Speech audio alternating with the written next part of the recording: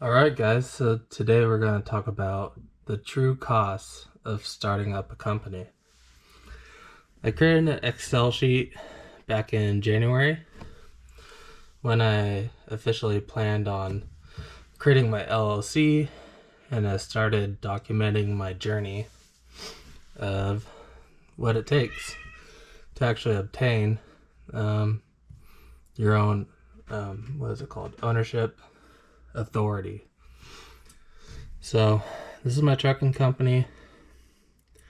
First thing I had to do is I had to go to CDL school. Highly recommended. There's a bunch of drama going around in the HOTSHOT community right now. And it's all about safety is what it comes down to, is what they're all talking about. And if the person that they're talking about went to CDL school, a lot of these issues would have been resolved. They would have known about it and taken it a little more seriously. That's all I got to say on that. They're all great influences and influencers. Without them, I would never be here today. So that's all I got. The next thing is certificate of formation. I had to pay to get my LLC set up. I had to go to a commercial listing and file a statement. Had to get my DOT physical exam. I had to go get a DOT drug test. Those are two different things. I got my certificate of formation, initial report from the state. I got my DOL CDL knowledge test for my permit. Got my DOL driver's abstract report, which I needed to enroll into the CDL school. You also need that for your personal file for your DOT audit. I had to renew my driver's license and my CDL permit at the time, because by the time my permit was going to expire, my driver's license would have already expired, so I had to renew that. I did have to retake my CDL acknowledgement test. There's a couple questions on there that I think were incorrect in the system. They were very tricky, and their answers didn't make any sense. Yeah, well, I'll talk about that some other time, but I did have to take it twice. The Department of Revenue business license. Had to file for a business license in my city. Fmcsa, DOT, and MC application. Now, I found a lot of useful information on YouTube about how to file for your Fmcsa DOT application.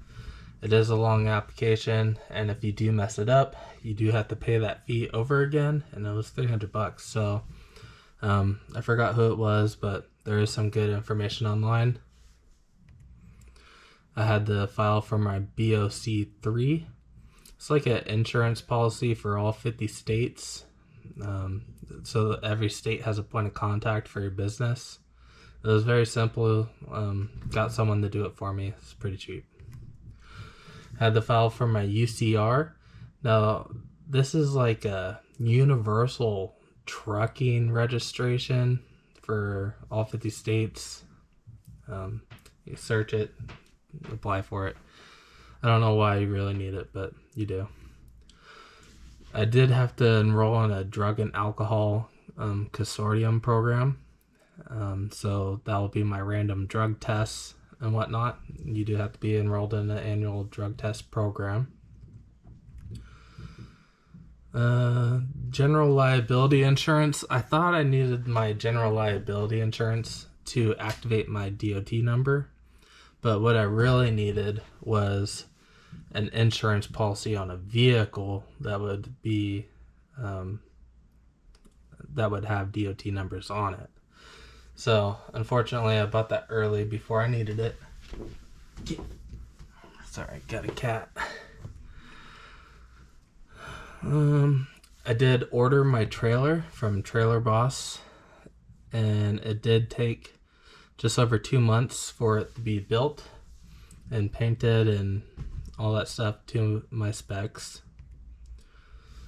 These are some more CDL School Fees I had to pay at the end for renting the truck or the semi for my testing. I had to pay the DOL for a skills test. That's your pre-trip, your skills test, and your driving test. I guess some more fees for the CDL school. I guess that's for the truck rental. I guess the other one is just some miscellaneous fees that I didn't pay for up front.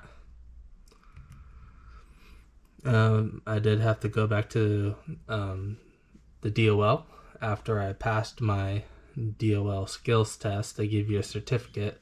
I had to wait 24 hours for it to show up in their system, and I had to pay a fee to get a new driver's license. You can see here in red, one of my biggest purchases was my truck. It is a 2022 GMC Denali, and it was pretty expensive. It did take quite a while to get the truck. I actually ordered a truck that was already built, and it was in the process of being delivered, and I ordered it back in November, and it was supposed to show up in March. And when it didn't show up when they told me it was, I started looking around, and it took me over a month to actually find a truck that was coming in to the specs that I wanted, which limited the selection, and most of the new trucks that were being shipped were already called for. So luckily I did find a truck.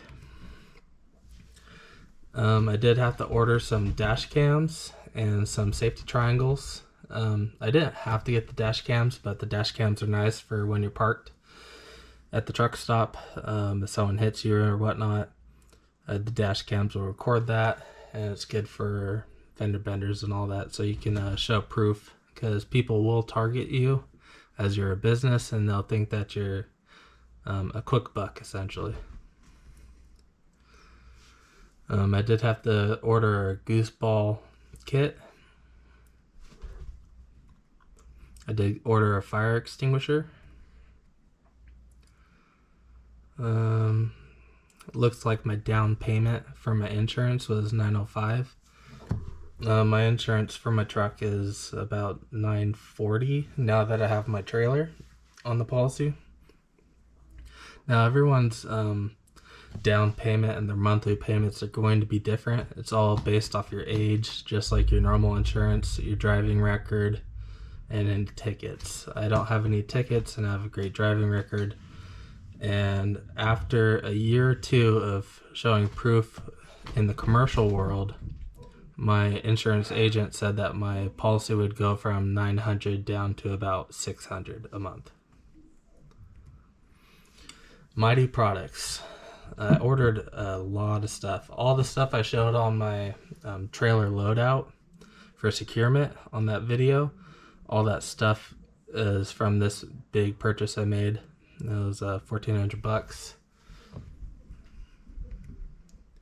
If the decal, I had to create an account and get my decal. The decal was cheap, but every quarter you have to file how many gallons you purchased in every state, and you have to report how many miles you drove in every state.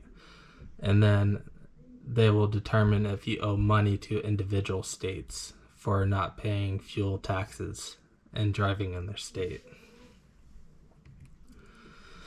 My Onstar data plan, I have a built-in Wi-Fi in my truck, so I use that for my tablet to run my ELD. Unfortunately, my phone is Wi-Fi, and I have auto connect. I don't have to plug my phone in for Android Auto, so I don't get to use the Wi-Fi for my phone while I'm driving, but I'm not super concerned about that.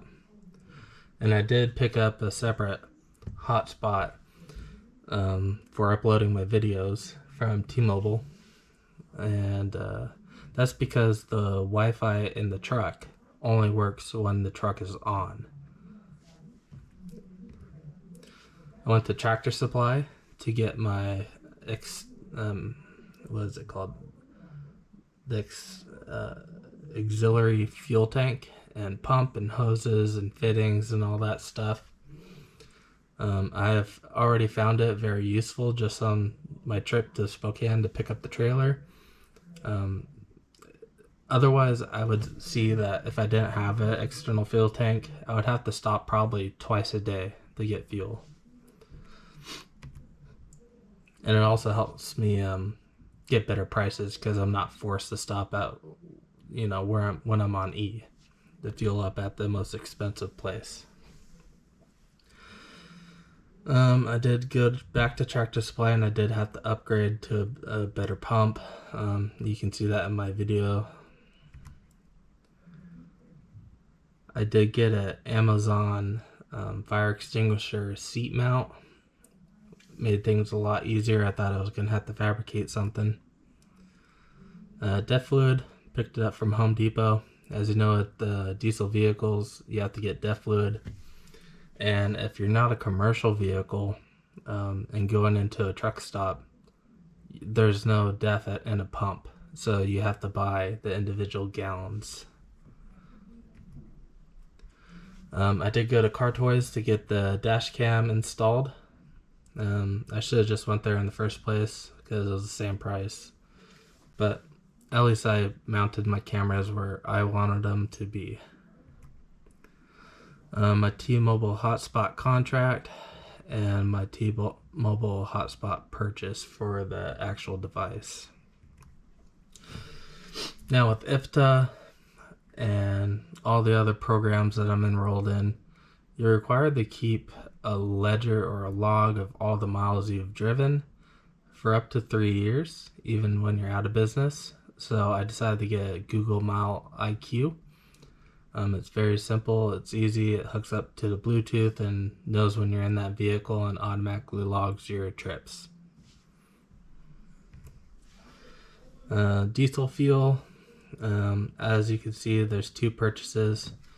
My first purchase with the business debit card, it maxed out at $200. I put in the credit card and it maxed out at $200. But it does cost me about $400 with current prices to fill up the truck and auxiliary tank. I did order a backup camera from GMC, and I did get that installed on the trailer last week. Fmcsa driver inquiry check. It's another part of the regulation. You have to do an inquiry on your driver, which I am the driver, and it just checks their driving records. It's good for other employees.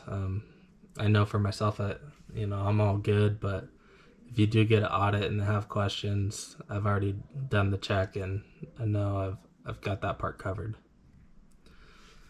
I did go get the truck annual inspected. I did go to Amazon to get moving blankets to protect my tarp from getting cut from sharp edges. You do have to have paper logs, so I ordered those off of Amazon. Went back to MYTEE Products and ordered edge protectors or corner protectors. Some more DEF fluid.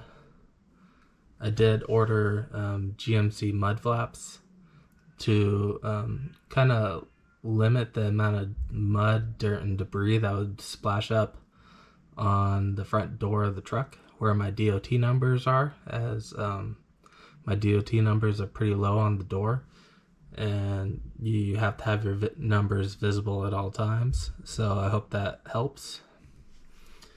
I did get an air compressor. That way I can, if I have to change a tire, I can make sure it's properly inflated. I did order snow chains.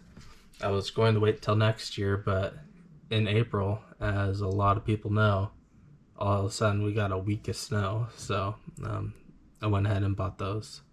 as I was expecting to cross over the mountain to pick up my trailer. I did get snow chains for the truck and trailer, so that's what those are for. Or it's a duplicate. Oh, it's a duplicate. So the first ones were mud flaps for the back of the truck. These are mud flaps for the front of the truck, and I did get a safe for the center console, and I got that mounted up at the dealership. WeatherTech provides window shades that are cut and fitted for your vehicle, so they pop in place very nicely, and they'll allow you to have some darkness, and also during the summer keep the heat out of the vehicle to help you stay cool. You have to get your DOT decals for your truck and your company name, all that stuff. This is my rewiring kit that I ordered from Pasternak on my video about rerouting the fifth wheel backup camera into the bed of the truck. These are the cables that I bought and the website I went to. Washington Department of License, I had to pay a fee to get my IRP plates, or my apportion plates. So essentially you pay for your plates up front for the year, and then every quarter they may charge you additional fee. Gmc Plp Install Fees. So I guess these are the install fees for getting the mud flaps installed and getting the safe mounted. I paid for everything else on the website except for the install. I did order a 3-inch foam mattress from Amazon for the sleeper. Some more chains. I ordered a Samsung tablet, and I did go ahead and get a more expensive tablet, one of the newer ones. That way I'm up to date and it won't be obsolete within a year or so. And I also did get the pen so I can sign documents and paperwork to pick up my loads. Did get a trailer lock, which I'm very glad I got, because my trailer's been parked in an open area essentially for a month, as I'm waiting for my license plate and my title to show up. I did order off of Amazon an ELD cup holder. It's great. You need to order something. That way you can visibly see your time logs while you're driving, and you know when to take a break, so you don't get dinged on compliance when you get pulled over in a weigh station. My trailer purchase, it was a big purchase.